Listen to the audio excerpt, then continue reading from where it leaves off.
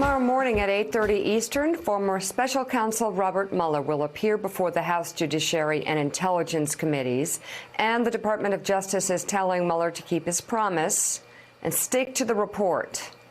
The letter came from the Associate Deputy Attorney General Bradley Weinsheimer, who is in response to a request for guidance from Mueller earlier this month, and implies that Mueller cannot discuss his disagreements with Attorney General William Barr.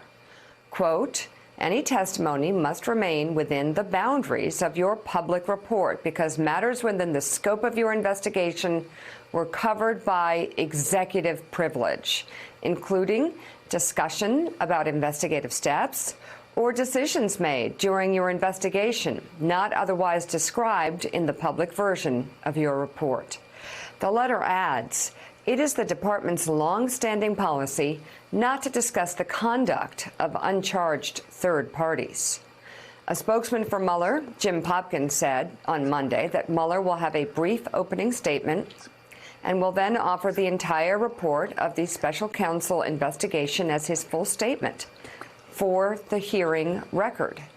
Popkins said Mueller intends to abide by the commitment he made in his only public statement.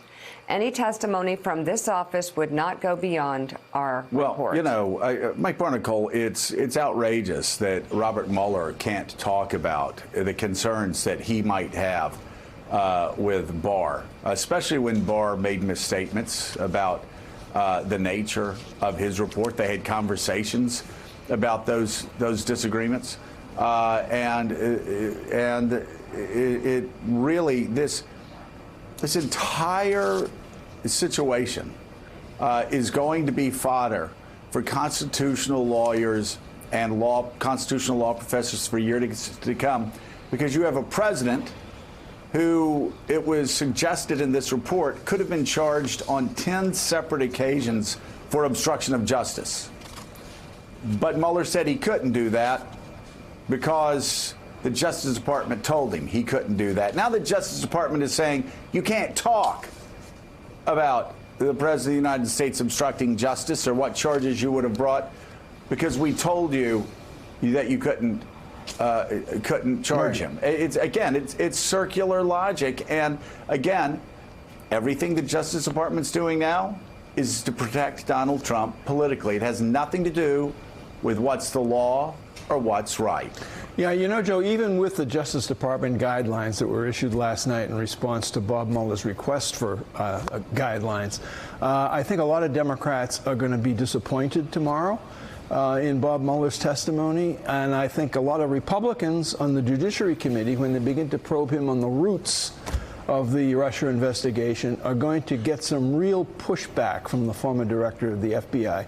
He will stand up for the people who have worked for him, both in the Bureau and during the investigation.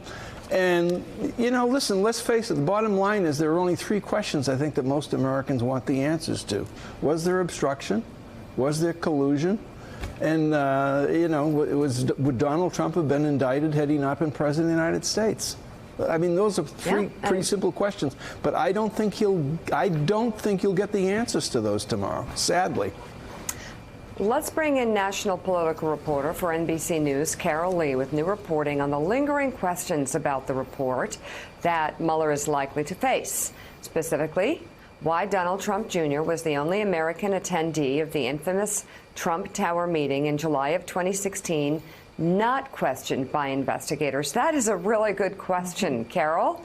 Yeah, Mika, and it's one that is certainly Chairman Schiff of the Intelligence Committee talked about over the weekend as something that he seems likely to ask Robert Mueller about. The Trump Tower meeting was a really key focus of the investigation in terms of the collusion portion of the investigation. You know, this was not some he said, where there were open questions about it. There were explicit emails from Russians to Donald Trump Jr.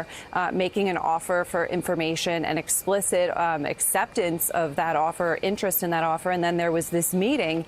And one of the things that we don't know is why Donald Trump Jr. wasn't interviewed by the special as part of the investigation. Robert Mueller's report says that he declined to be voluntarily interviewed, and that word voluntarily is a key because it suggests that there was an ask. And so sources we spoke to said there were two possible reasons that Donald Trump Jr. was not interviewed. One, that investigators decided he wasn't important to the investigation. That seems, according to them, impossible to believe, given that he arranged this meeting. And the second possible reason would be that he decided to invoke his Fifth Amendment right. And Donald Trump's lawyer declined to comment on whether he did that. But as I said earlier, Chairman Schiff said that, he tends to dive into evidence of the pieces of evidence that relate to the collusion portion of the investigation, and he specifically mentioned this instance, this Trump Tower meeting. So we're likely to see this come up. However, whether Robert Mueller decides to add anything to what we don't know is a real open question, and seems highly unlikely, given everything you guys know as well as anybody. He just doesn't want to go any further than what he's already said. Well, but what would be the reason not to explain why Donald Trump Jr. wasn't? I mean, it seems like fair game to understand why a central player in that meeting, which is central to everything with the report, was not questioned. Well, if you look at the page 117 of the report, which addresses this question, where it says that he declined to be voluntarily interviewed, the next sentence in that is redacted, and it says that because it was grand jury, it has to do with grand jury material, and so that's the reason why potentially Robert Mueller might not say anything or disclose why he wasn't interviewed. Chuck Todd had asked President Trump a few weeks ago whether Don Jr. had been subpoenaed, and the president's answer was, I don't know, you'll have to ask him. Well, we have, and we haven't gotten an answer. All right, NBC's Carol Lee, thank you so much. We appreciate your reporting. Thanks.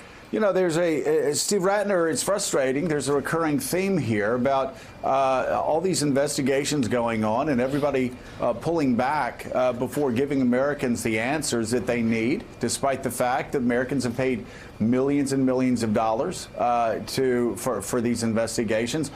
So now we're not going to hear why Don Jr. Wasn't subpoenaed, why he wasn't investigated, when not only he set up that infamous meeting, he also was excited about it, said he'd love it, can't wait to have the meeting. That's the first guy you want to actually interview.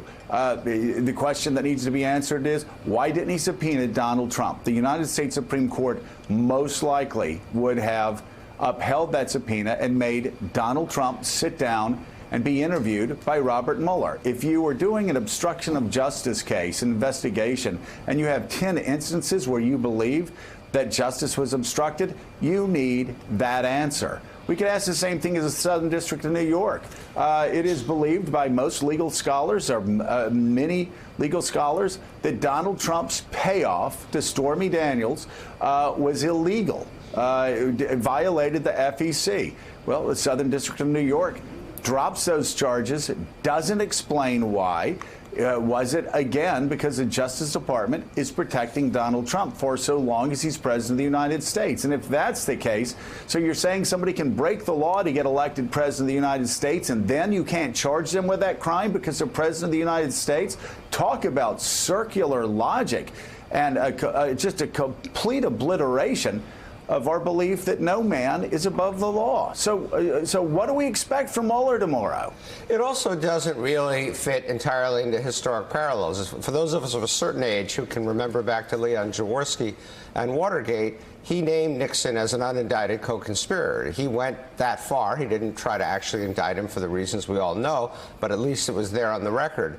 Ken Starr, whether we liked it or not, told us probably a lot more than we wanted to know about Bill Clinton's activities, but certainly didn't hold anything back. And now, as you've just described, we have this odd situation where we have a special prosecutor of impeccable integrity who went about this in as nonpartisan, as methodical a way as you could possibly do it, and then has this odd place where he's decided to stop and not go any further. And, what I worry about, and it's really more from a political point of view, is that he will stop tomorrow and he will not go any further. He will simply either repeat or read from that report. And Donald Trump, with his huge megaphone, will stand up and say, you see, I said no collusion, I said no obstruction. Mueller just agreed with me yesterday, even though he won't have agreed with him yesterday.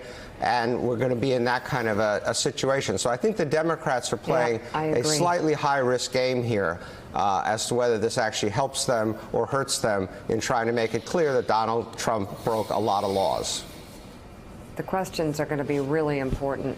Thanks for checking out MSNBC on YouTube, and make sure you subscribe to stay up to date on the day's biggest stories. And you can click on any of the videos around us to watch more from Morning Joe and MSNBC. Thanks so much for watching.